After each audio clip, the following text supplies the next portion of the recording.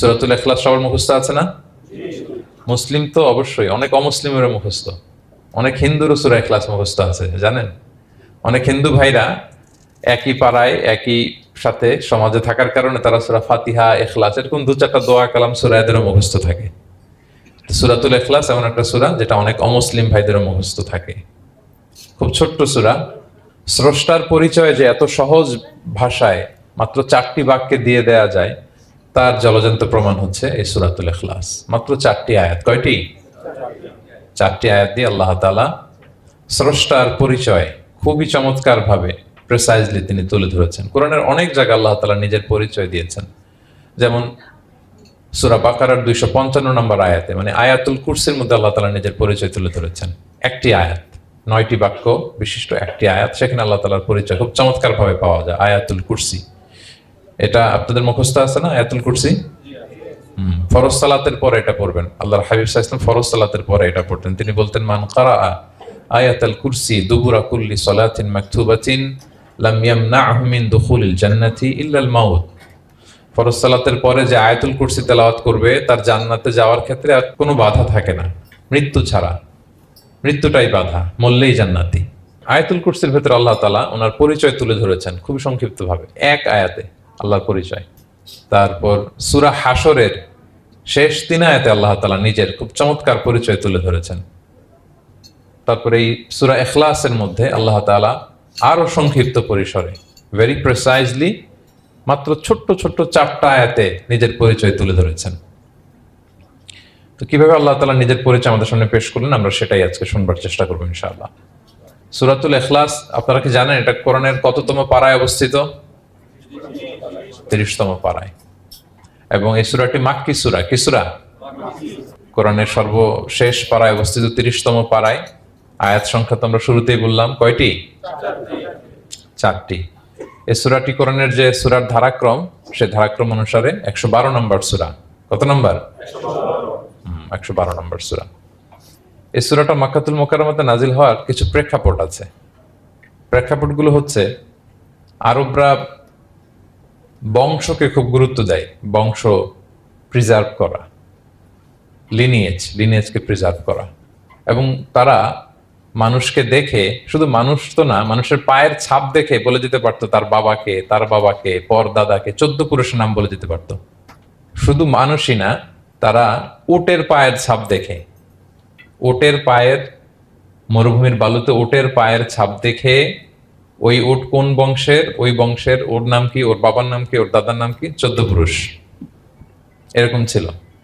এবং তারা দুজন মানুষকে যদি ঢেকে রাখা হয় সারা শরীর, শুধু পায়ের একেবারে শেষের দিকের ছোট আঙ্গুল দেখে, এটাকে ইলমুল কিয়াফা বলে, ওই ছোট আঙ্গুলের শেপ দেখে ওরা বলে দিতে পারতো সে কোন বংশের, তার বাবার নাম কি, দাদার নাম কি, 14 পুরুষ। তারা এই লিনিয়েজকে প্রিজার্ভ করতো আর কি এইভাবে। এবং এই বংশ পরিক্রমা মুখস্থ করা, জানা, জিজ্ঞেস করা, এটাকে গুরুত্ব দিত। তো তারা আল্লাহকেও আমাদের মতো এরকম একজন সত্তা ভেবে আল্লাহ হাবিব সাল্লাল্লাহু আলাইহি ওয়াসাল্লামকে জিজ্ঞেস করতেছে যে, ইদান খালাকাল্লাহু কুল্লা শাই ফামান খালাকাল্লাহ। মুহাম্মদ, তুমি তো বলো যে আল্লাহ নাকি সব সৃষ্টি করেছে, তো আল্লাহকে কে সৃষ্টি করেছে? অথবা বলো যে আল্লাহর বাবাকে, আল্লাহর দাদাকে, আল্লাহর পরদাদাকে, আল্লাহর বংশটা বলো। তো তখন তাদের এই প্রশ্নের জবাবে আল্লাহ তাআলা সূরাতুল ইখলাস নাজিল করেন যে, কুল হু আল্লাহু আহাদ, হে নবী আপনি বলুন আল্লাহ হচ্ছেন এক, অদ্বিতীয়, ইউনিক, অ্যাবসলিউট। আল্লাহুস সামাদ, তিনি হচ্ছেন সামাদ, তিনি কারোর প্রতি নির্ভরশীল নন, অমুখাপেক্ষী। লাম ইয়ালিদ ওয়া লাম ইউলাদ, তিনি কাউকে জন্ম দেনও নাই, আবার তিনি কারো কাছ থেকে জন্ম নেনও নাই। ওয়া লাম ইয়াকুল লাহু কুফুয়ান আহাদ, তার সমকক্ষ, তার মতো, তার সিমিলার মহাবিশ্বে দ্বিতীয় কেউ নাই। সুবহানাল্লাহ। এটা হচ্ছে শানে নুজুল, কোন প্রেক্ষাপটে নাজিল হয়েছে, এটা হচ্ছে একটা বর্ণনা। আরেক বর্ণনা এসছে, মক্কার মুশরিকরা জিজ্ঞেস করতে আরম্ভ করলো, ইয়া মুহাম্মদ, আমরা জানি মানুষ মাটির তৈরি, ফেরেশতারা নূরের তৈরি, মানে আলোর তৈরি, এরপর জিনেরা আগুনের তৈরি, আল্লাহ কিসের তৈরি? আল্লাহ তাআলার বাইয়িন লানা জিনসা রাব্বিক, তোমার আল্লাহর জিন্স বর্ণনা করো, সে কোত্থেকে আসছে, কি দিয়ে, কোন জিন্স থেকে, মানে কোন জিনিস থেকে তৈরি? তখন আল্লাহ তাআলা এই সূরাটা নাজিল করলেন, কুল হু আল্লাহু আহাদ আল্লাহুস সামাদ লাম ইয়ালিদ ওয়া লাম ইউলাদ ওয়া লাম ইয়াকুল লাহু কুফুয়ান আহাদ। এইভাবে অনেকগুলো বর্ণনা পাওয়া যায়। যে এরকম এরকম প্রেক্ষাপটে যখন রাসূল সাল্লাল্লাহু আলাইহি ওয়াসাল্লামকে তারা এই সমস্ত প্রশ্ন জিজ্ঞেস করে, তখন তাদের প্রশ্নের জবাব স্বরূপ আল্লাহ তাআলা 4 আয়াত বিশিষ্ট এই সূরাটি নাজিল করেন। তাহলে সূরার কোন প্রেক্ষাপটে কোন সিচুয়েশনে সূরাটা নাজিল হলো এটা সবার কাছে ক্লিয়ার না এখন? এই সূরার কিছু ফজিলত পাওয়া যায়। আপনারা তো সূরার নাম শুনেছেন সূরাতুল ইখলাস। ইখলাস শব্দের অর্থ হচ্ছে সিনসিয়ারিটি, হ্যাঁ, আন্তরিকতা বা একনিষ্ঠতা। যেহেতু এই সূরায় একনিষ্ঠতার সাথে আল্লাহর তাওহীদের ঘোষণা দেওয়া হয়, এজন্য এই সূরার নাম হচ্ছে সূরাতুল ইখলাস। আবার এই সূরাকে সূরাতুত তাওহীদও বলে, যেহেতু আল্লাহর একত্ববাদের ঘোষণা এই সূরায় দেওয়া হচ্ছে, ওয়াননেস অফ গড। আবার এই সূরার একটা নাম হচ্ছে সূরাতুল মারিফা, যেহেতু এই সূরা মারিফা মানে জানা বা চেনা, যেহেতু এই সূরা পড়ার মধ্য দিয়ে আল্লাহর পরিচয় জানা যায়, আল্লাহকে চেনা যায়, এজন্য সূরার নাম সূরাতুল মারিফা। আচ্ছা, এই সূরার অনেক ফজিলত আছে, অনেক ফজিলত। আমরা কয়েকটা ফজিলত আপনাদের সামনে শেয়ার করবো ইনশাআল্লাহ। এই সূরার 1 নম্বর ফজিলত হচ্ছে রাসূল সাল্লাল্লাহু আলাইহি ওয়াসাল্লাম বিভিন্ন সুন্নত নামাজের দ্বিতীয় রাকাতে এই সূরাটা পড়তেন। যেমন ফজরের 2 রাকাত সুন্নত আছে না, ফজরের 2 রাকাত সুন্নতের দ্বিতীয় রাকাতে রাসূল সাল্লাল্লাহু আলাইহি ওয়াসাল্লাম এটা পড়তেন। প্রথম রাকাতে সূরা কাফিরুন, দ্বিতীয় রাকাতে সূরা ইখলাস এটা পড়তেন। মাগরিবের নামাজের যে সুন্নাত, সেই সুন্নাতেরও দ্বিতীয় রাকাতে আল্লাহর হাবিব সাল্লাল্লাহু আলাইহি ওয়াসাল্লাম এই সূরাটা পড়তেন। তাওয়াফ করার পরে 2 রাকাত নামাজ পড়তে হয়, জানেন? ওই 2 রাকাত নামাজে রাসূল সাল্লাল্লাহু আলাইহি ওয়াসাল্লাম প্রথম রাকাতে সূরাতুল কাফিরুন, দ্বিতীয় রাকাতে সূরাতুল ইখলাস পড়তেন। বিতিরের সালাতের শেষ রাকাতে আল্লাহর হাবিব সাল্লাল্লাহু আলাইহি ওয়াসাল্লাম সূরাতুল ইখলাস পড়তেন। এই মর্মে অনেকগুলো হাসান হাদিস আছে। তাহলে কখন কখন সূরাতুল ইখলাস পড়তেন রাসূল সাল্লাল্লাহু আলাইহি ওয়াসাল্লাম, কোন নামাজে? ক্লিয়ার না? ফজরের 2 রাকাত সুন্নত নামাজের শেষের রাকাতে, মাগরিবের 2 রাকাত সুন্নত নামাজের শেষের রাকাতে, তাওয়াফের পরে যে 2 রাকাত পড়তে হয় শেষের রাকাতে, বিতিরের সালাতের শেষ রাকাতে। এই সূরাটাকে আল্লাহর হাবিব সাল্লাল্লাহু আলাইহি ওয়াসাল্লাম সুলুসুল কোরআন বলেছেন, 1/3 অফ দ্য কিতাব। কোরআনের 3 ভাগের 1 ভাগ। সূরাতুল ইখলাস তা'দিলু সুলুসাল কোরআন। সূরা ইখলাস হচ্ছে কোরআনের 3 ভাগের 1 ভাগ। তার মানে আপনি যদি একবার সূরা ইখলাস পড়েন, কয় পারা তেলাওয়াতের সওয়াব? 2 বার পড়লে, 3 বার পড়লে, 3 বার পড়লে 1 খতম কোরআনের সওয়াব। আলহামদুলিল্লাহ। কেউ কেউ বলেন যেহেতু আল্লাহর একত্ববাদের কথাবার্তা কোরআনে 1/3 মানে 1/3 জুড়ে আছে, সেহেতু সূরাতুল ইখলাস সুলুসুল কোরআন মানে হচ্ছে যে কোরআনের 3 ভাগের 1 ভাগে আল্লাহ যা নিয়ে কথা বলেছে সূরাতুল ইখলাসের ভিতরেই সেটা সংক্ষেপে চলে আসছে। এজন্য এটাকে বলা হয় 1/3 অফ দ্য বুক, কোরআনের 3 ভাগের 1 ভাগ। এটার আরেকটা, এই হাদিসটা মুতাওয়াতির হাদিস। সূরাতুল ইখলাস তা'দিলু সুলুসাল কোরআন, এটা এমন সংখ্যক, বেশি সংখ্যক সাহাবী প্রতিটি জেনারেশনে বর্ণনা করেছে, সাহাবী, তাবি। এই হাদিসের ব্যাপারে কোনো ডাউট তৈরি হয় না, কোনো সাসপিশন তৈরি হয় না। খুবই ভ্যালিড এই হাদিসটা, যেটা কোরআনের 3 ভাগের 1 ভাগ। আচ্ছা, আল্লাহর হাবিব সাল্লাল্লাহু আলাইহি ওয়াসাল্লাম আরেকটা হাদিসে এসেছে, এক সাহাবীকে কোবা পল্লীতে ইমাম করে পাঠিয়েছেন। মদিনা মসজিদে নববীর পাশে একটা মসজিদ আছে, মসজিদে কোবা, সেই মসজিদের ইমাম করে এক সাহাবীকে পাঠিয়েছেন। ওই সাহাবীর একটা অভ্যেস ছিল, উনি প্রত্যেক রাকাতে সূরা ফাতিহার পরই আগে সূরা ইখলাস পড়তেন। ধরেন প্রথম রাকাতে সূরা ফাতিহার পরে ইখলাস, এরপর একটা সূরা পড়তেন। দ্বিতীয় রাকাতে সূরা ফাতিহার পরে আবার সূরা ইখলাস, এরপর একটা সূরা পড়তেন।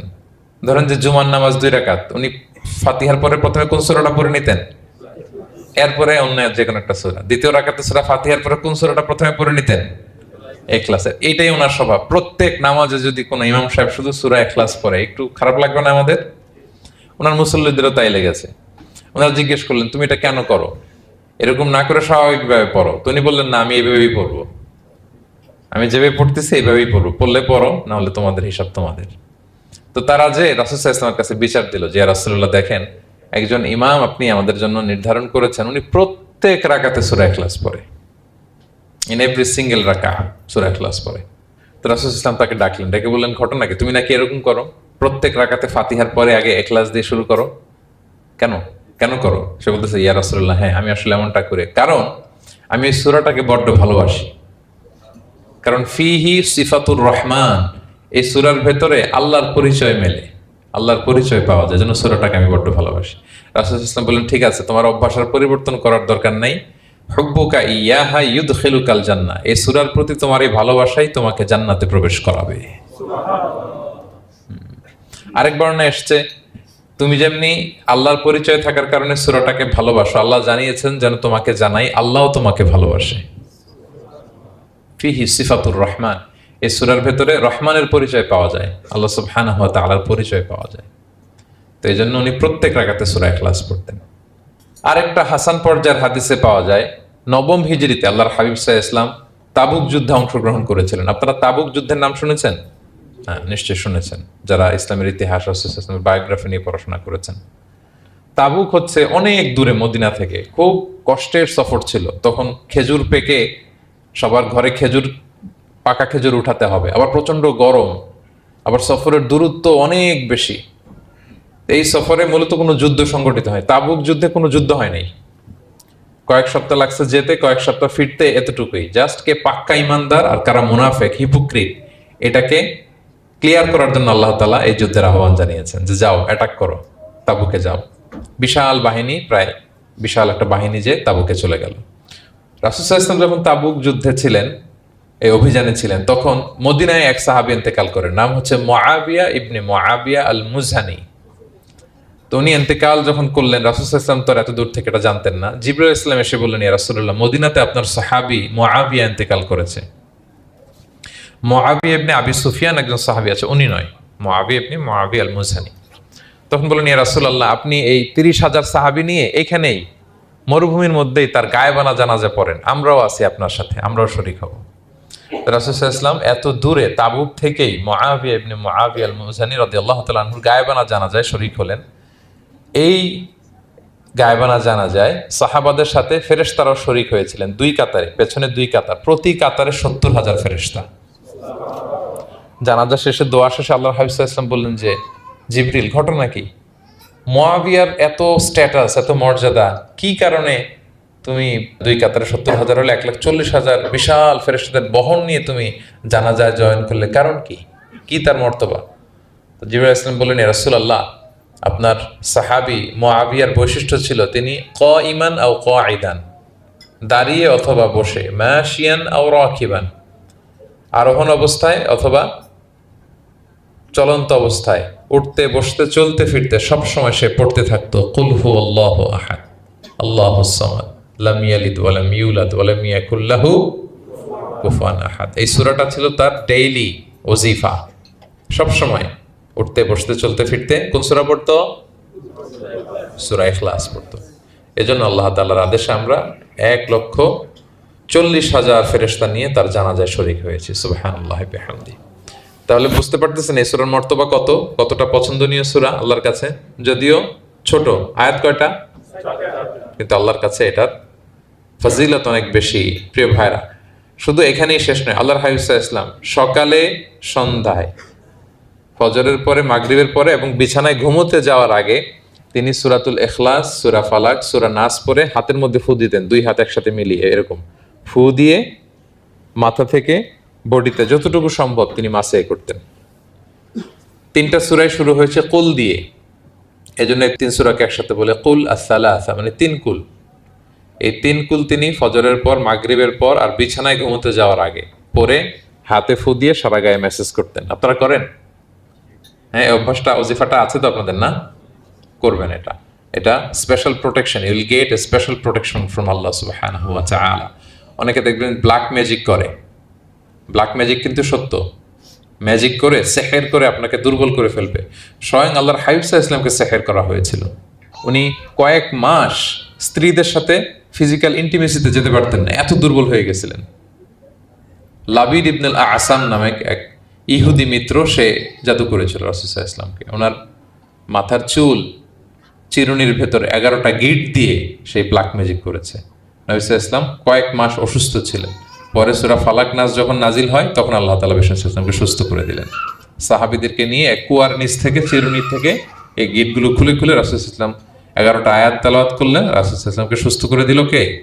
আল্লাহ সুবহানাহু ওয়া তাআলা শিফা নসিব করলেন। তার মানে ব্ল্যাক ম্যাজিক সত্য, সিহির করে মানুষ।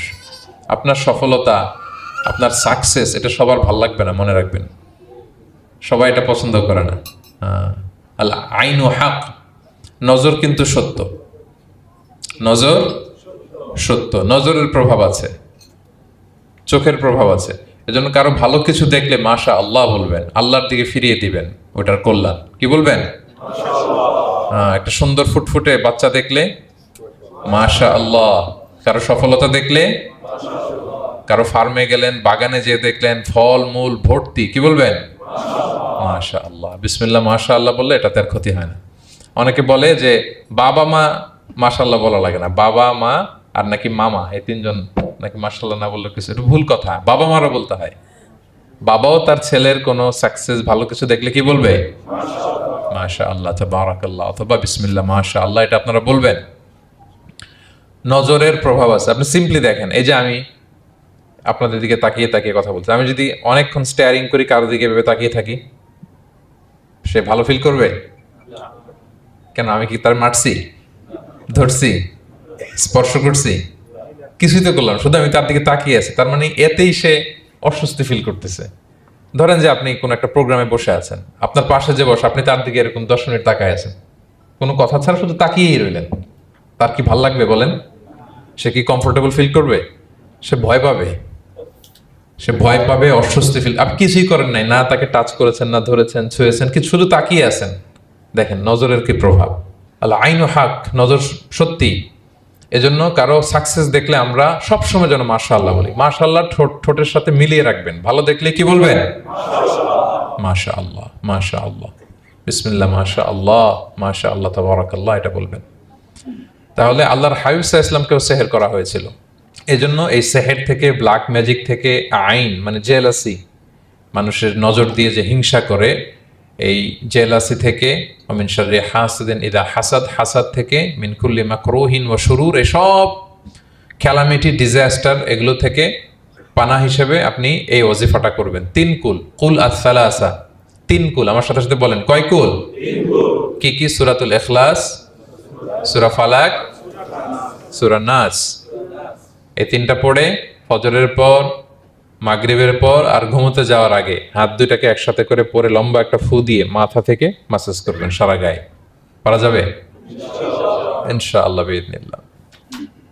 এবং আম্মা জান আয়েশা রাদিয়াল্লাহু তাআলা আনহা বলতেন, আমি যখন কখনো অসুস্থ হয়ে যেতাম, অসুস্থ হলে রাসূল সাল্লাল্লাহু আলাইহি ওয়াসাল্লামকে যে যখন কমপ্লেন করি, ইয়া রাসূলুল্লাহ আমি তো অসুস্থ, রাসূল সাল্লাল্লাহু আলাইহি ওয়াসাল্লাম আমাকে এই আমলটা করতে বলতেন। মানে আয়েশা, তুমি সূরাতুল ইখলাস, সূরা ফালাক, সূরা নাস পড়ে সারা গায়ে কি করো? ফু দাও। হ্যাঁ।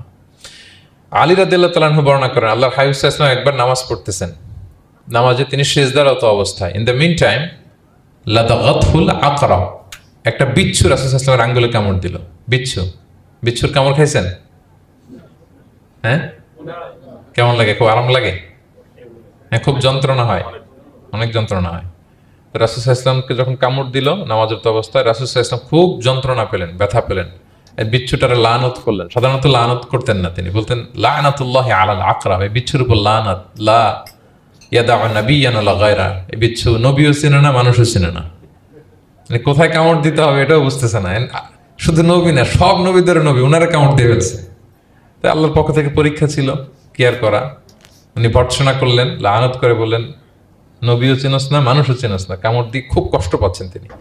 তো আল্লাহ হাবিব সাল্লাল্লাহু আলাইহি ওয়াসাল্লাম বললেন, যাও গরম পানি আর লবণ নিয়ে আসো, এনে এটার মধ্যে ঢালো। তো ঢালতে আরম্ভ করলো। লবণ কিন্তু খুবই ব্যথানাশক, pain killer, natural pain killer. এটার মধ্যে সোডিয়াম ক্লোরাইড আছে, তো এটা গরম করে লবণ মিশিয়ে দিলে যে কোনো ব্যথা ট্যাথা সাথে সাথে ভালো হয়ে যায়।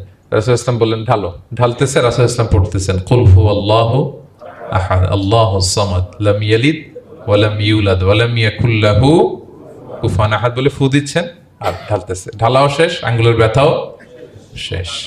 তাহলে রাসূল সাল্লাল্লাহু আলাইহি ওয়াসাল্লামের একটা চিকিৎসা পদ্ধতি আপনারা জানলেন, তিব্বে নাবাবী, যে সাপ বিচ্ছু কিছু দংশন করলে ওখানে কুসুম, ওয়ার্ম ওয়াটার, লবণ দিয়ে ওয়ার্ম ওয়াটার করে সেখানে ঢালতে হবে। আর কোন সূরা পড়তে হবে? কুল হুয়াল্লাহু আহাদ আল্লাহুস সামাদ লাম ইয়ালিদ ওয়া লাম ইউলাদ ওয়া লাম ইয়াকুল লাহু কুফুয়ান আহাদ, এটা পড়তে হবে।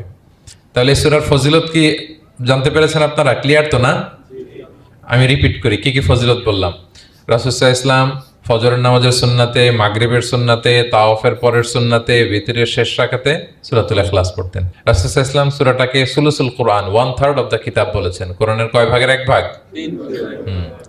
এবং এক সাহাবীর ঘটনা তো শুনলাম, সে সব নামাজে সূরা ইখলাস পড়তো, মুসল্লিরা কমপ্লেন করার পরেও সে পড়লো। রাসূল ইসলাম বললেন কেন পড়ো? বলে যে ফিহি সিফাতুর রহমান, এই সূরায় আল্লাহর পরিচয় আছে, এই সূরাটা পড়তে ভালো লাগে। তো রাসূল ইসলাম বললেন এই সূরার প্রতি তোমার ভালো লাগেই তোমাকে জান্নাতে নিয়ে যাবে। আরেক বর্ণনায় যে তুমি যেমনি আল্লাহর কারণে এই সূরাকে ভালোবাসো, আল্লাহও জানিয়েছেন তিনি তোমায় ভালোবাসেন। এরপর মুআবিয়া ইবনে মুআবিয়া আল মুজানির হাদিস শুনলাম, তিনি উঠতে বসতে চলতে ফিরতে সবসময় কোন সূরা পড়তেন? সূরাতুল ইখলাস। ফলে আকাশ থেকে 1,40,000 ফেরেশতা এসে দুই কাতারে 70,000 করে ওনার গায়েবানা জানাজা অংশগ্রহণ করেছেন। এবার বলেন এটা কি আপনারা কি ওয়াজিফা বানাবেন? হ্যাঁ বানাবেন, ডেইলি ওয়াজিফা। মেক ইট ইউর ডেইলি ওয়াজিফা। রিসাইট সূরাতুল ইখলাস every day, specially in the morning and evening. তাহলে সূরার ইন্ট্রোডাক্টরি ডিসকাশন শেষ, নাজিলের প্রেক্ষাপট শেষ, ফজিলত শেষ। এবার আমরা সূরায় ঢুকে যাই। কি বলেন? আউযু বিল্লাহি মিনাশ শাইতানির রাজীম, বিসমিল্লাহির রহমানির রহিম। বিতাড়িত শয়তান থেকে আল্লাহর কাছে পানাহ চাই, পরম করুণাময় অসীম দয়ালু আল্লাহর নামে শুরু করছি। আল্লাহ বলছেন কুল হুয়াল্লাহু আহাদ। হে নবী আপনি বলুন, ওই যে বারবার প্রশ্ন করে বাইয়িন লানা জিনসা রাব্বিক, তোমার আল্লাহ কি দিয়ে তৈরি? আল্লাহ কি স্বর্ণের তৈরি, না রূপার তৈরি, না কাঠের তৈরি? এইভাবেই লিটারালি বলতেছে আহুয়া মিন যাহাব আও ফিদ্দা আও মিন খাশাব। মুহাম্মদ তোমার আল্লাহ কি স্বর্ণের, না রূপার, না কাঠের? আল্লাহ বলেন নবী আপনি এটা বলেন। কুল, নবী আপনি বলুন হুয়াল্লাহু আহাদ, আল্লাহ হচ্ছে এক। তোমরা যেরকম আল্লাহকে ভাবো আল্লাহ আসলে ওই রকম নয়। আল্লাহর সত্তাটা আমাদের মতো নয়, সৃষ্টিগত সত্তার মতো নয়। আমরা এটাতে প্রায় ভুল করে ফেলি। অনেকে এমন এমন প্রশ্ন করি আল্লাহর সাথে, মনে হয় যেন আল্লাহ আমার একেবারে, আমরা নিজেরা যেরকম ওই রকম। কিন্তু স্রষ্টা যে সৃষ্টি জগতের অনেক ঊর্ধ্বে, এটা আমরা বুঝি না। তিনি সময়ের ঊর্ধ্বে, তিনি স্থানের ঊর্ধ্বে, তিনি কালের ঊর্ধ্বে, সবকিছুর ঊর্ধ্বে। যেমন আমাদের 3টা কাল আছে, হ্যাঁ, অতীত, তারপর বর্তমান যেটাকে ধরা যায় না, প্রতি সেকেন্ডে ন্যানো সেকেন্ডে এটা অতীত হয়ে যাচ্ছে, আর যেটা সামনে ঘটবে এটা কি? ফিউচার, ভবিষ্যৎ। তা আল্লাহরও কি এরকম অতীত বর্তমান ভবিষ্যৎ আছে? সময়টা আমাদের জন্য, উনি তো সময়ের স্রষ্টা, ওনার সাথে আপনি সময় সেট করতে পারবেন না, উনি সময়ের ঊর্ধ্বে। ফলে উনি এই ইবলিস যে আদেশ ভঙ্গ করা, আদম আলাইসাল্লাম এবং হাওয়া আলাইসাল্লাম পৃথিবীতে আসা, নূহ, দাউদ, হুদ, সালেহ থেকে শুরু করে এই একের পর এক নবী, শেষ নবী, বর্তমান সময়, ভবিষ্যৎ, দাজ্জাল, কিয়ামত, সব তিনি অ্যাট এ গ্ল্যান্সে দেখেন, একবারে ওনার চোখের সামনে। আমাদের মতো অতীত বর্তমান ভবিষ্যৎ ওনার নাই। আমরা যেমনি ভাব প্রকাশের জন্য ভাষা লাগে, এই যে আমি বাংলায় কথা বলতেছি আপনারা বুঝতেছেন, হ্যাঁ, মালাইরা যারা মালাইতে কথা বলে, ইংলিশরা ইংরেজিতে কথা, চাইনিজে কথা বলে, ভাষা, উনি ভাষার স্রষ্টা, ফলে ওনার ভাষাও লাগে না। কিন্তু উনি বোঝানোর জন্য একটা ভাষা ইউজ করে আমাদের জন্য সহজ করে দিয়েছেন। একটা ভাষায় না বললে তো আমরা বুঝবো না, ফলে উনি আরবি ভাষায় কোরআনটাকে নাজিল করেছেন যাতে আমরা বুঝি। কিন্তু উনি ভাষার মুখাপেক্ষী না, ওনাকে সময়, কাল, ভাষা কোনো কিছু দিয়ে বাধা যায় না, উনি সবকিছুর ঊর্ধ্বে, সবকিছুর ঊর্ধ্বে। এবং আল্লাহ কোথায় আছেন? আমরা বলি যে আরশের উপরে আছেন। সেখানে ওই এরিয়াটা হচ্ছে লা জামান লা মাকান, ওখানে সময়, তারপর কাল, এগুলো ওখানে যায় না। আল্লাহর সাথে প্রশ্নগুলো একেবারেই অবান্তর। ফলে আমরা যে প্রশ্নগুলো হুট করে না বোঝার কারণে করে ফেলি, যেহেতু আমাদের খুব সীমিত জ্ঞান, ফলে আমরা সৃষ্টির সাথে স্রষ্টাকে গুলিয়ে ফেলি। কিন্তু উনি কিন্তু আমাদের মতো নন। এজন্য আল্লাহ বলেন যে আমাকে জিজ্ঞেস করে যে আমি লোহার তৈরি, না স্বর্ণের তৈরি, না রূপার তৈরি, নাকি পাথরের তৈরি বা কাঠের তৈরি, তুমি বলো কুল হুয়াল্লাহু আহাদ। হে নবী আপনি বলুন আমি হচ্ছি এক, একক, অদ্বিতীয়। আরবিতে এক, এক বলতে আরবিতে ওয়াহেদ শব্দ ব্যবহার করে, আহাদ ব্যবহার করা হয় না। ব্যক্তির গুণ হিসেবে কখনো আহাদ ব্যবহার করা হয় না। এটা কেবলমাত্র শুধুমাত্র একমাত্র আল্লাহ তাআলার জন্য ব্যবহার করা হয়, তিনি আহাদ। আহাদ কারণ ওয়াহেদ শব্দের ওয়াহেদাতুন হয়, মানে পুরুষবাচক হয়, স্ত্রীবাচক হয়, কিন্তু আহাদের আর কিছু হয় না, আহাদ, আহাদি। আল্লাহ শব্দটাই এরকম, আল্লাহ শব্দটাই এরকম। যেমন ঈশ্বরের ঈশ্বরী হয়, ভগবানের ভগবতী হয়, গডের গডেস হয়। আল্লাহর এরকম স্ত্রীবাচক কিছু আছে? কিছু নাই। আল্লাহ বলেন ইন্নানি আনাল্লাহু লা ইলাহা ইল্লা আনা ফা'বুদনি ওয়া আকিমিস সালাতা লিযিকরি। নিশ্চয় আমি আল্লাহ। মুসা আলাইহিস সালামকে প্রথম যে প্রত্যাদেশ, রেভেলেশন দিয়েছিলেন মুকাদ্দাসে তুয়ার পাশে, তুর পাহাড়ের পাদদেশে, ওখানে প্রথম মুসা আলাইহিস সালাম আল্লাহর সাউন্ড তখন তিনি শুনেছিলেন। এবং আল্লাহর সাউন্ডটাও আমাদের সাউন্ডের মতো নয়। যেমন আমি এদিক থেকে কথা বললে আপনি এই পাশ থেকে শুনবেন, এদিক থেকে কথা বললে এদিক থেকে আমাকে ডাক দিলে এদিকে, তার মানে আমি দিকের সাথে সম্পৃক্ত। আল্লাহর এটা এরকম না। মুসা আলাইহিস সালাম তিনি যখন আল্লাহর কথা শুনলেন, তিনি বললেন যে একটা সাউন্ড শুনলাম, এটা চারদিক থেকে শোনা যায়, চারদিক থেকে শোনা যায়। এবং তিনি ওনার প্রেগনেন্ট স্ত্রীকে নিয়ে মাদিয়ান ক্রস করে ইজিপ্টের বর্ডারে ঢুকবেন। ইন দ্য মিন টাইম আল্লাহ তাআলা ওই সময়টাকে চুজ করেছেন যে তাকে এখন নবী বানাবো, তাকে রেভেলেশন দিব। তো তিনি দেখলেন যে ইন্নী আনাস্তু নারান, আমি ওই যে লাআল্লি আতিকুম মিনহা বিকাবাসিন আও আজিদু আলান নারি হুদা, স্ত্রীকে দাসীকে বললেন যে একটু বসো, প্রচন্ড ঠান্ডা, ওই যে আগুন দেখা যায়, মনে হয় কেউ আগুন পোহাচ্ছে, আমি একটু আগুন নিয়ে আসি মশাল দিয়ে, তোমাদের আরাম লাগবে, একটু ওয়ার্ম আপ হবে। তো আগুনের কাছে যেয়ে দেখে সামনে যত যায় আগুন তত পেছায়। এবং আগুনটা সাধারণ আগুন না, একটা গাছ থেকে আগুন বেরোচ্ছে, কিন্তু ওই গাছের পাতা জ্বলে না, ডাল জ্বলে না, কিছুই হয় না। আসলে এটা আগুন না, এটা আল্লাহর নূর। আল্লাহর নূর সেখানে ফোকাস দেওয়া হয়েছে। আল্লাহর নূরও আমাদের নূরের মতো না। নূর মানে লাইট, নূর মানে কি? লাইট। সো এই যে আমরা যে লাইট দেখি, এই লাইটের মতো না। কারণ আল্লাহর এই নূরের কাবার দেয়া হচ্ছে আবার নূরের পর্দা দিয়ে। পর্দা দেয়া হয় সাধারণত আলোকে আটকানোর জন্য, কিন্তু আল্লাহর যে পর্দা, হেজাবের কথা বলা হয়েছে, ওই পর্দাটাও আলোর পর্দা। আমাদের সাথে মিলালে হবে? আমরা ঘরে পর্দা টাঙাই কি থামাতে বলেন তো? আলো থামাতে। আর আল্লাহর যে হেজাব পর্দাগুলো কিসের? আলোর, নূরের। সো কশ্চিন কালেও আপনি সৃষ্টির সাথে স্রষ্টাকে মিলাবেন না। আমরা ভুল করে অনেক সময় এরকম অবান্তর প্রশ্নগুলো করি। তো আল্লাহ তখন মুসা আলাইহিস সালামকে প্রত্যাদেশ করলেন যে ইন্নানি আনাল্লাহ লা ইলাহা ইল্লা আনা ফা'বুদনি, আমি আল্লাহ। আমি কি? আল্লাহ। এই আল্লাহ নামটা আল্লাহ নিজেই রেখেছেন। আমাদের নাম রাখে আমাদের বাবা দাদা, তো আল্লাহর তো বাবা দাদা কেউ নাই। আল্লাহর নাম কে রেখেছে? আল্লাহ নিজেই রেখেছেন। ফা'বুদনি, আমার ইবাদত করো, ওয়া আকিমিস সালাতা লিযিকরি। তাহলে এখানে প্রথম আয়াতেই শিরকের উপর কুঠারাঘাত করা হয়েছে, শিরকি আকীদাকে লন্ডভন্ড করে দেয়া হয়েছে এবং বোঝানো হয়েছে আল্লাহ হচ্ছেন এক, অদ্বিতীয়, একক। কারণ আমরা যত ইবাদত করি এর মধ্যে যদি শিরকের স্পর্শ থাকে, আমাদের ইবাদত ভ্যানিশ হয়ে যাবে, এটার কোনো দাম নাই। লা ইন আশরাকতা লা ইয়াহবাতান্না আমালুক ওয়া লা তাকুনান্না মিনাল খাসিরিন। আল্লাহ বলেন যদি শিরক করো তাহলে তোমার সব আমল বাতিল হয়ে যাবে, তোমার রোজা, নামাজ, হজ, যাকাত, জিকির কিছু থাকবে না। এজন্য শিরক যাতে কখনো আমাদের না হয়, শিরকের সাথে যেন আমাদের সম্পর্ক না থাকে। ইন্নাল্লাহা লা ইয়াগফিরু আন ইউশরাকা বিহি ওয়া ইয়াগফিরু মা দুনা যালিকা লিমান ইয়াশা। আল্লাহ সব মাফ করেন, কিন্তু শিরকের গুনাহ মাফ করেন না। কি মাফ করে না?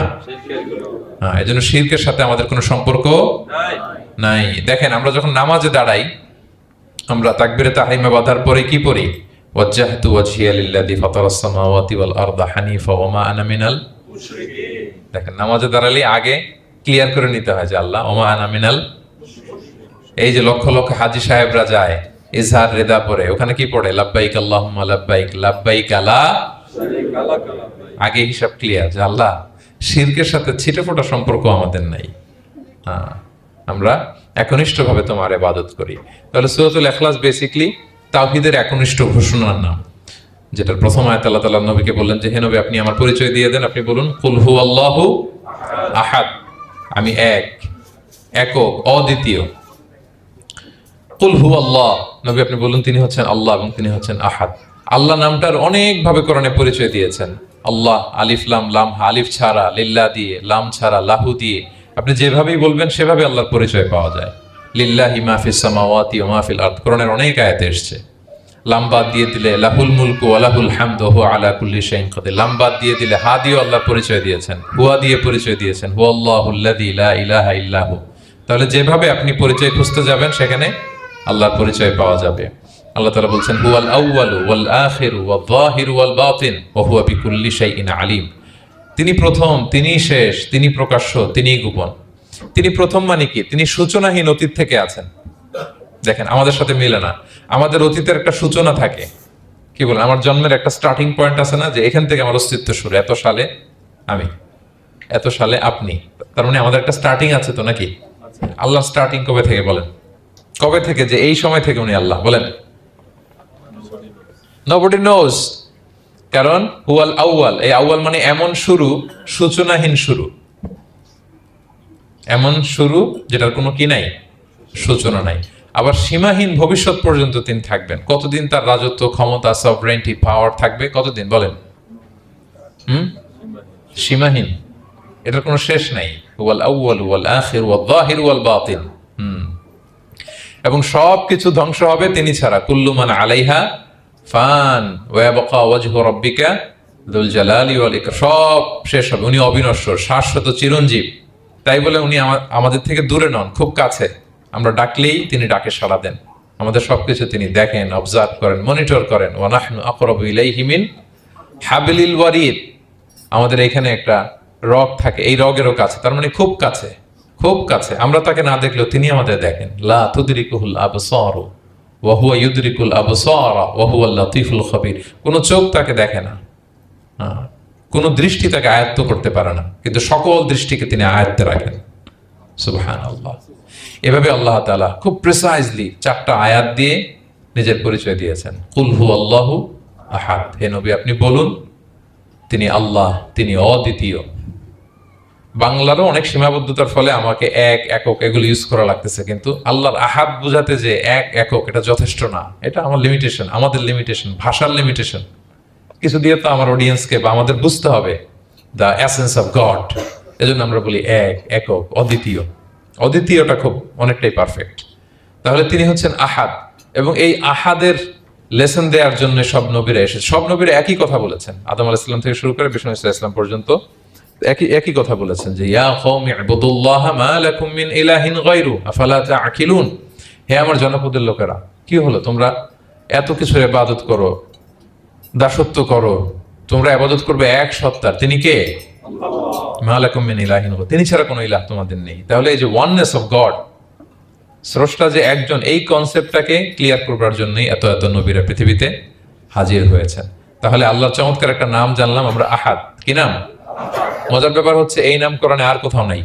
আহাদুন শব্দ যেটা আছে এটা অন্য অর্থে, এক এক অর্থে আর কি, কিন্তু আল্লাহর আহাদ কোরআনের শুধু এই সূরাতেই এসেছে।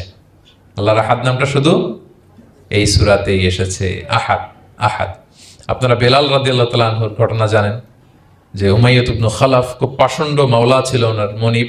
এমন কোনো অত্যাচার নাই যে ঈমান আনার কারণে বেলাল রাদিয়াল্লাহু তাআলা আনহুর উপর করা হয়নি। পিটানো, চাবুক মারা, টানা হেচড়া করা, উত্তপ্ত মরুভূমিতে। যারা হজ উমরা করতে গিয়েছেন তারা তো দেখেছেন মরুভূমির বালু, ওখানে কত গরম, চাল ছেড়ে দিলে মুড়ি হয়ে যাবে, খই হয়ে যাবে। ওই উত্তপ্ত গরম বালুতে বেলাল রাদিয়াল্লাহু তাআলা আনহুকে শুইয়ে পেটের উপরে পাথর রেখে দেওয়া হয়েছিল। তখন তিনি আল্লাহর একত্ববাদের ঘোষণা এই শব্দটা দিয়ে করেছেন। অস্ফুট কণ্ঠে উনি বারবার বলছিলেন আহাদ, আহাদ, আহাদুন, আহাদ। তো আল্লাহ তাআলার এই নামটা, আহাদ নামটা, এই সূরা ছাড়া কোরআনের অন্য কোথাও আসেনি। তাহলে প্রথম আয়াতটা কি? কুল হুয়াল্লাহু। হে নবী, তারা জিজ্ঞেস করে আমার বংশ কি, বাপদাদা কই, কাঠের না মাটির না লোহার না সোনার? আপনি বলুন কুল হুয়াল্লাহু, তিনি এক, অদ্বিতীয়। আল্লাহুস সামাদ, তিনি হচ্ছেন সামাদ। আল্লাহর আরেকটা নাম আস-সামাদ। আল্লাহুস সামাদ।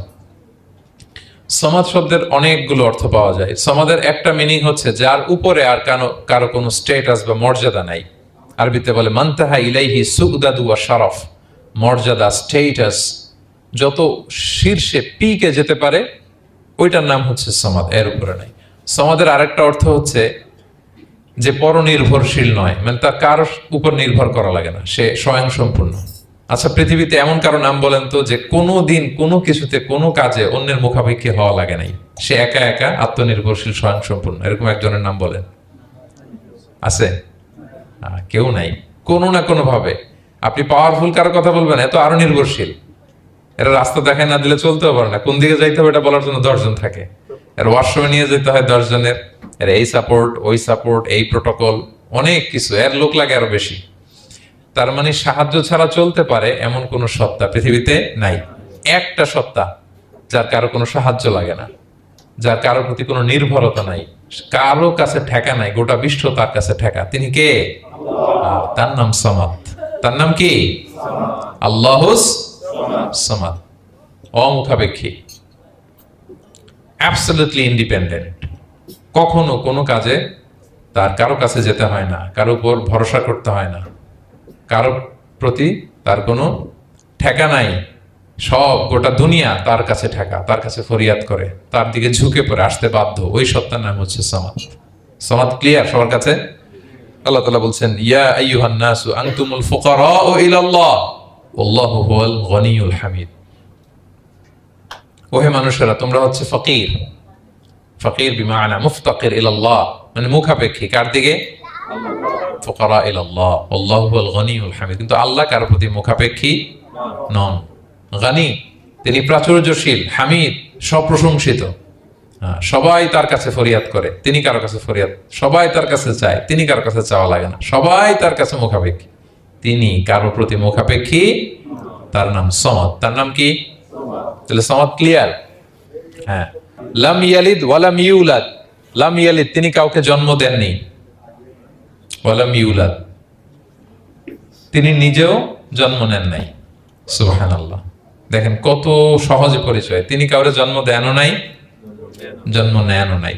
সুবহানাল্লাহ। আমাদের ধর্ম যে কত সুন্দর, এক আল্লাহর দিকে আমাদেরকে রেফার করা হয়েছে। অন্যান্য ধর্মের দিকে দেখেন কি আজীব কথা। খ্রিস্ট ধর্মে বলে আদম আলাইহিস সালাম পাপ করছে, ওই পাপের কারণে আমরা সবাই নাকি পাপী, জন্মাইলেই নাকি পাপী। ইসলাম বলে আমরা জন্মগ্রহণ করি মাসুম অবস্থায়, নিষ্পাপ। কিন্তু খ্রিস্টানরা কি বলে? আমরা পাপ নিয়ে জন্মাই, ফলে খোদার ছেলের দুনিয়াতে আসা লাগছে, এসে সবার পাপ নিজের কাঁধে নিয়ে শুলে চড়ছে, এরপরে খোদার সাথে যে বসে আছে। এটা হচ্ছে খ্রিস্ট ধর্মের কথা। অন্যান্য অনেক ধর্মে দেখেন ল্যাংটা বাবার কাছে যে মাথা নোয়াতে হয়। এরকম অনেক ধর্ম দেখছেন যে লোকটার চুলে জট বাঁধা, দাড়িতে জট বাঁধা, একেবারে উলঙ্গ, তার কাছে যে সবাই এরকম হাত পাতে। দেখছেন? দেখেন না আপনারা? নাকি শুধু আমি একাই দেখলাম? দেখছেন সবাই? আছে, কিন্তু আমি ধর্মের নাম বলতেছি না, কোনো ধর্মকে ছোট করা যাবে না, কিন্তু এরকম আছে। তো দেখেন কি সমস্ত অদ্ভুত নিয়ম কানুন। আগুন নিয়ে ওইখানে দৌড়াইতে হয়, এই করতে হয়, কিন্তু আমাদের এক সত্তার কাছে আমরা চাই। কোনো ভায়া লাগে না, মিডিয়েটর লাগে না, মধ্যস্থতাকারী লাগে না। আল্লাহ বলে ডাকার সাথে সাথে তিনি ডাকে সাড়া দেন। লাম ইয়ালিদ ওয়া লাম ইয়াকুল লাহু, জন্ম দেনও নাই, জন্ম নেনও নাই। মুশরিকরা বলতো আল মালাইকাতু বানাতুল্লাহ, তারা বলতো ফেরেশতারা নাকি আল্লাহর মেয়ে। নাউজুবিল্লাহ। ওয়া ক্বালাতিল ইয়াহুদু উযাইরুন ইবনুল্লাহ, ইহুদিরা বলতো উযাইর আলাইহিস সালাম আল্লাহর ছেলে। ওয়া ক্বালাতিন নাসারা আল মাসীহ ইবনুল্লাহ, আর খ্রিস্টানরা বলে ঈসা মাসীহ, ঈসা আলাইহিস সালাম উনি নাকি আল্লাহর ছেলে। নাউজুবিল্লাহ। আল্লাহ সবগুলো ভ্রান্ত ধারণার কবর রচনা করেছেন এই আয়াত দিয়ে। লাম ইয়ালিদ ওয়া লাম না না, এগুলো ভুল। ক্লিয়ার কাট শুনে রাখো, কান খাড়া করে জেনে রাখো। লাম ইয়ালিদ ওয়া লাম ইউলাদ, তিনি কাউকে জন্ম দেনও নাই, তিনি কারো কাছ থেকে জন্ম নেনও নাই।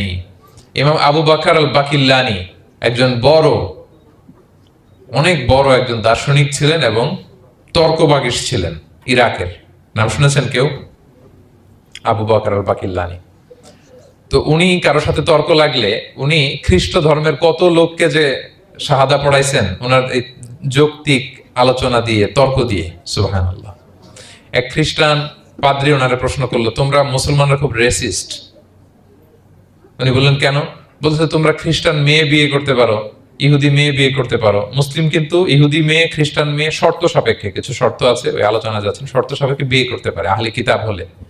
কিন্তু কোন খ্রিস্টানরা মুসলিম মেয়ে আমাদের মেয়েদেরকে বিয়ে করতে পারবে না, কোন ইহুদি আমাদের মেয়েকে বিয়ে করতে পারবে না। তো বলে তোমরা খুব রেসিস্ট, তোমরা আমাদের মেয়ে না, ওকে তোমাদের মেয়ে আমাদেরকে দাও না। তো তিনি বলেন তোমরা তো ইহুদি, তোমাদের নবী হচ্ছে মুসা আলাইহিস সালাম, ওনাকে তো আমরা মানি, ওনার কথা তো কোরআনে আছে, এজন্য তোমাদের মেয়েকে বিয়ে করতে পারি। আর খ্রিস্টানদের নবী হচ্ছে ঈসা আলাইহিস সালাম, ওনাকেও মানি, ওনার মায়ের নামে বিশাল সূরাই আছে, সূরা মারিয়াম, আর ওনার ব্যাপারে হাজার শত শত আয়াত, তো এই জন্য তোমার খ্রিস্টানদের মেয়ে বিয়ে করতে পারি। তোমরা তো আমাদের নবী মুহাম্মদ সাল্লাল্লাহু আলাইহি ওয়াসাল্লামকে মানো না। মুহাম্মদ সাল্লাল্লাহু আলাইহি ওয়াসাল্লাম যে শেষ নবী, এটা তোমরা মানার সাথে সাথে মুসলমান হয়ে যাবে, এরপর আমাদের মেয়েকেও তোমরা বিয়ে করতে পারবে। এভাবে উনি এমন ভাবে উত্তর দিতেন, বুহিতাল্লাযী কাফার, একেবারে লাজবাব হয়ে যেত। তো ওনার নাম যখন ছড়ালো, ইরাকের মুসলিম বাদশাহ ওনাকে কনস্টান্টিনোপলে পাঠাবেন, যেখানে রোমান এম্পায়ার। তো রোমান এম্পায়ার এরাও খুব প্রস্তুতি নিয়ে আছে যে আবু বকর আল বাকিল্লানিকে ডিল করা অনেক কঠিন, সে আসতেছে, তার সাথে কিভাবে কি করা যায়। তো আপনারা জানেন যে খ্রিস্ট সমাজের নিয়ম হচ্ছে রাজার দরবারে ঢুকতে গেলে কুর্নিশ করে ঢোকা লাগে। কি করে? মাথা নত করে, এরকম নিচের দিকে করে রূপুর মতো করে এরপরে ঢোকা লাগে। তো এখন তারা প্ল্যান করতেছে যে আবু বকর বাকেল্লানি তো জীবনে আমার কুর্নিশ করবে না, এটা তো আমার জন্য অপমান হয়ে যাবে, কি করা যায় কি করা যায়। তো রাজার এক বড় উজির সে প্ল্যান করলো, একটা কাজ করেন, রাজ দরবারে তাকে যখন ঢোকানো হবে তার জন্য একটা স্পেশাল গেট বানানো হবে, দরজাটা ফুল হবে না, হাফ হবে, অর্ধেক। তো অর্ধেক দরজা দিয়ে যখন সে ঢুকবে, সে তো বাধ্য মাথা নিচু করে ঢুকতে হবে, তাহলে রুকু হয়ে গেল, কুর্নিশ আপনাদের দেওয়া হয়ে গেল। বলে এই তো চমৎকার বুদ্ধি, ঠিক আছে একটা ছোট্ট দরজা বানাও। তো বানাইছে। উনি যখন কনস্টান্টিনোপলে পৌঁছলেন, ওনাকে নিয়ে আসালো রাজদরবার, বলতেছে এটা দিয়ে ঢুকতে হবে আমাদের, সবার ঢুকেন। তো সবাই এরকম মাথা নিচু নিচু করে ঢুকছে। উনি দেখেই বুঝছে এটা তো কৌশল করছে আমার সাথে। তো উনি মাথা নিচু করছেন, কিন্তু এমনি না, উল্টা উল্টা হয়ে উনি মাথাটা পিছনে দিয়ে,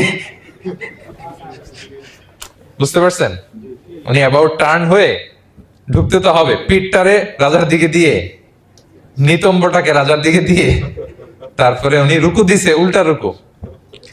তো এক হিসেবে কুর্নিশ মানে, বরং আরো রাজাকে কি হয়েছে, ইনসাল্ট করা হয়েছে। রাজা তো রেগে মেগে আগুন, সবাই রাজা বলছে জানতাম ও এরকম কিছু একটা করবে।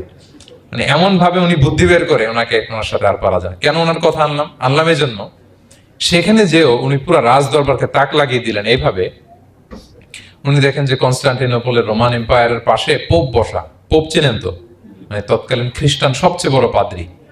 তিনি যে বলতেছে কাইফা হালুক ইয়া কাহানাতুল মা'বাদ ও কাইফাল আহল ও কাইফাল আওলাদ, যে বলতেছে আরে সম্মানিত পোপ আপনি কেমন আছেন, আপনার বউ কেমন আছে, আপনার সন্তান কেমন আছে। এই কথা শুনে রাজা রেগে মেগে আগুন, এই আবু বকর বাকেল্লানি এত বড় সাহস, তুমি জানো না উনি পোপ, পোপদের বিয়ে করা নিষেধ, তারা এত পবিত্র, তাদের স্ত্রী হয় না, তাদের সন্তান হয় না। একজন পবিত্র সত্তার সন্তান থাকে কি করে, স্ত্রী থাকে কি করে, তারা আমাদের পোপ। তা আবু বকর আল বাকিল্লানি বলে, আপনাদের পোপের যদি স্ত্রী থাকলে ইজ্জত চলে যায়, সন্তান থাকলে সম্মান ক্ষুণ্ণ হয়, তাহলে আপনারা ঈসা আলাইহিস সালামকে আল্লাহর সন্তান কি করে বানান, মেরিকে আল্লাহর স্ত্রী কি করে বানান। সুবহানাল্লাহ বিহামদিহি। আল্লাহর সাথে আপনারা বউ সেট করতে পারেন, আল্লাহর সন্তান সাব্যস্ত করতে পারেন, কিন্তু আপনার পোপকে জিজ্ঞেস করলাম আপনার স্ত্রী কেমন আছে, আপনার বউ কেমন আছে, আপনার রেগে মেগে আগুন। এই কথা শুনে ওই ওদিকে যারা আছে সব শাহাদা পড়ে মুসলমান হয়ে গেছে। এরকম অনেক লোক ওনার বুদ্ধিমত্তা দেখে শাহাদা পড়ে পড়ে মুসলমান হয়ে গিয়েছে। এজন্য আল্লাহ তাআলা এই যে শিরকি আকীদার উপর কুঠারাঘাত করে তিনি বললেন লাম ইয়ালিদ ওয়া লাম ইউলাদ, তিনি জন্ম দেনও নাই, জন্ম নেনও নাই, ওয়া লাম ইয়াকুল্লাহু কুফুয়ান আহাদ। এই কুফু শব্দটা আল্লাহর জন্য যে ব্যবহার হয়েছে কোরআনে আর কোথাও নাই। এক হচ্ছে আহাদ, আর এই কুফু আর কোথাও নাই। আল্লাহ বলেন ওয়ালাম ইয়াকুল্লাহু কুফুয়ান আহাদ, তার সমকক্ষ কেউ নাই। আল্লাহর মতো similar, nothing is similar to him, equivalent to him. আল্লাহর মতো সিমিলার কিচ্ছু নাই। তাহলে আল্লাহ কার মতো? আল্লাহর মতো। আল্লাহ কার মতো? আল্লাহর মতো।